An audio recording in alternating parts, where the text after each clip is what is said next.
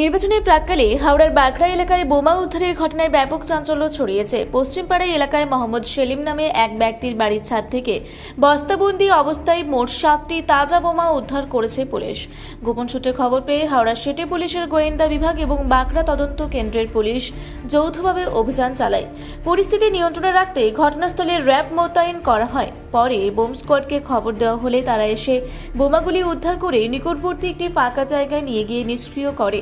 ঘটনার পর বাড়ির মালিক মোহাম্মদ সেলিমকে আটক করে জিজ্ঞাসাবাদ শুরু করেছে পুলিশ। বোমাগুলি কী উদ্দেশ্যে মজুত রাখা হয়েছিল এবং এর সঙ্গে আর কেউ জড়িত কিনা তা খতিয়ে দেখা হচ্ছে। নির্বাচনের আগে ঘটনায় নিরাপত্তা নিয়ে উদ্বেগ বাড়ছে এলাকাবাসীর মধ্যে। হাওড়া থেকে মণিশঙ্কর বিশ্বাসের রিপোর্ট, রূপসী বাংলা মিডিয়া। আপনারা দেখছেন রূপসী বাংলা মিডিয়া।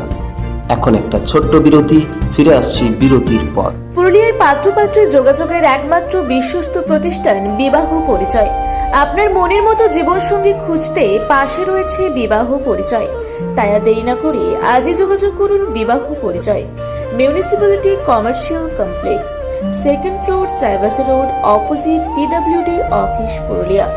মোবাইল নম্বর 9232440272। ফিরে এলাম বিরতির পর। আপনারা দেখছেন রূপসী বাংলা মিডিয়া।